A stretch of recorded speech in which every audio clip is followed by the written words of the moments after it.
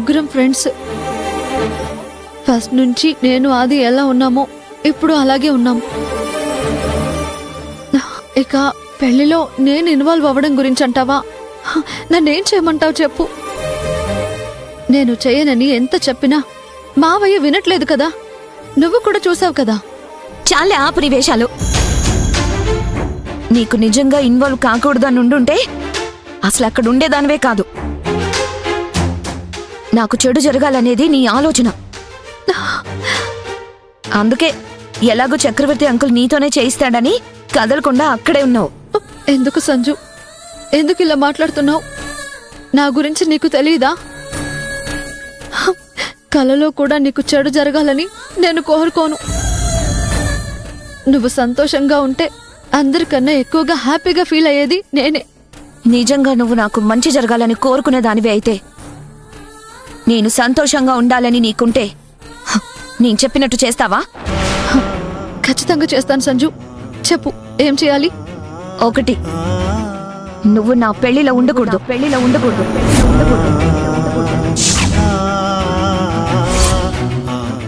2,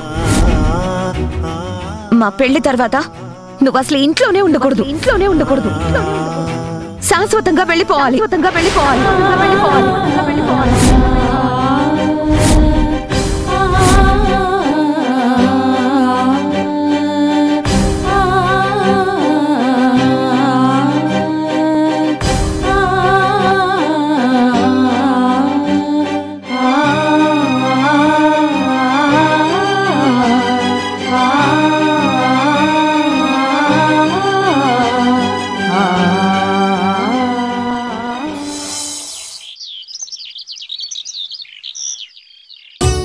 okay, నేను తర్వాత మాట్లాడతాను.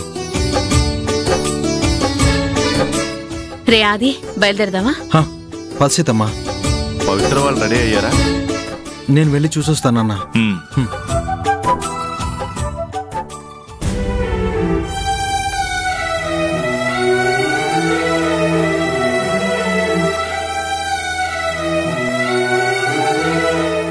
నువ్వు చెప్పేది వింటే నాకు చాలా ఆశ్చర్యంగా ఉంది పవిత్ర. ఆది సంజనాల పెళ్లి జరగాలని, మీరు ముగ్గురూ కలిసి ఒకే ఇంట్లో ఉండాలని నువ్వెన్ని కలలు కన్నావు, ఎంత ఆరాటపడ్డావు. తీరా పెళ్లి గడియలు దగ్గర పడుతుంటే వాళ్ల పెళ్లి చూడకుండా వెళ్ళిపోదాం అంటున్నావేమిటి? వాళ్ళిద్దరూ నా ప్రాణం నానమ్మ.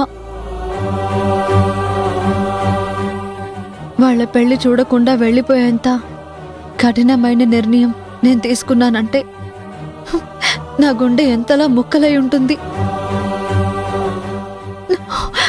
కానీ తప్పదు. లేకుంటే వాళ్ళ పెళ్లి సజావుగా జరగదు. వాళ్ళిద్దరూ సంతోషంగా సంసారం చేయలేరు. వాళ్ళు బాగుండడమే కదా మనకు కావాల్సింది. అందుకే మనం వెళ్ళిపోవాలి. ఇంకెప్పటికీ నేను ఇక్కడికి రాకూడదు. నువ్వెంత ఆవేదన పడుతున్నావంటే ఏదో జరగకూడదు జరిగే ఉంటుంది. ఏమైందమ్మా? ఎవరైనా ఏమైనా అన్నారా?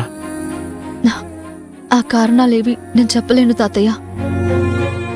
ఎప్పటికీ చెప్పలేకపోవచ్చు కూడా. అది సరేనమ్మా, కానీ ఏమని చెప్పి మనం వెళ్లకుండా ఆగిపోగలం? ఎలా ఇక్కడి నుంచి వెళ్ళిపోగలం? ఆది, మీ మామగారు, సీత నువ్వు లేకుండా అసలు ఇక్కడి నుంచి కళ్యాణ మండపానికి కదులుతారా? కదలరు నాన్నమ్మ. అది నాకు కూడా తెలుసు. ముఖ్యంగా మావయ్య నాలో అరవింద్ని చూసుకుంటూ ప్రతి పనిలో నన్ను ముందు పెడుతున్నారు. సీతమ్మ నన్ను కూతురిలా ఆదరిస్తూ నా బాధని అర్థం చేసుకుంటూ నాకు సపోర్ట్ చేస్తుంది. ఇంకా ఆది గురించి చెప్పేదేముంది? వాడెప్పుడు నాకు సపోర్ట్గానే ఉంటాడు. వాళ్ళ ముగ్గురిని దాటుకొని మనం ఇక్కడి నుంచి వెళ్ళి తీరాలి.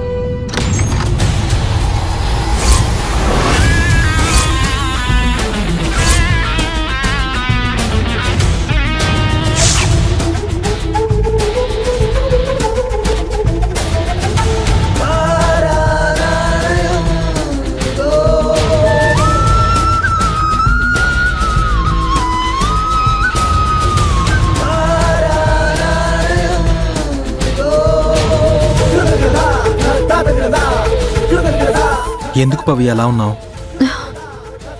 నేనేమన్నాను? అనడం ఏంటి పవి? నేను నువ్వెందుకు అలా ఉన్నావని అడిగాను. నాకలా వినిపించింది.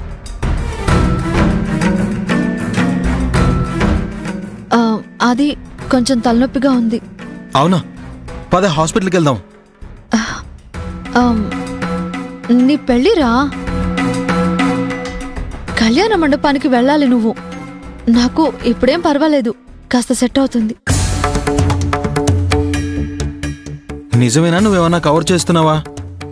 అయ్యో నిజం రా. సరే అయితే అందరూ కళ్యాణ మండపానికి వెళ్ళడానికి బయట వెయిట్ చేస్తున్నారు. పదండి వెళ్దాం. తాతయ్య బామ్మ రండి. ముందు మీరు వెళ్ళండి. అది నాకు కొంచెం హెల్త్ సెట్ కాగానే మేము ముగ్గురం కలిసి వెనకొస్తాం. అదేం కుదరదు, నువ్వే పెళ్లి పెద్దవి. నువ్వు లేకుండా కళ్యాణ మండపానికి బయలుదేరడమా? No, never. పద. ఒరే ప్లీజ్ రా, అర్థం చేసుకో. మేమేం లేట్ చేయం, వెంటనే వచ్చేస్తాం. సరే, నేను నమ్మి వెళ్తున్నాను. లేట్ చేసావనుకో. లేదు లేదు, లేట్ చేయను. సరే, త్వరగా వచ్చేయండి. తాతయ్య వచ్చేయండి. బామ్మ వచ్చేయండి. అలాగే. నువ్వు రాకపోతే కళ్యాణ మండపానికే వెళ్ళనంటున్నాడు. నువ్వు లేకపోతే పెళ్లి చేసుకుంటాడా పవిత్ర?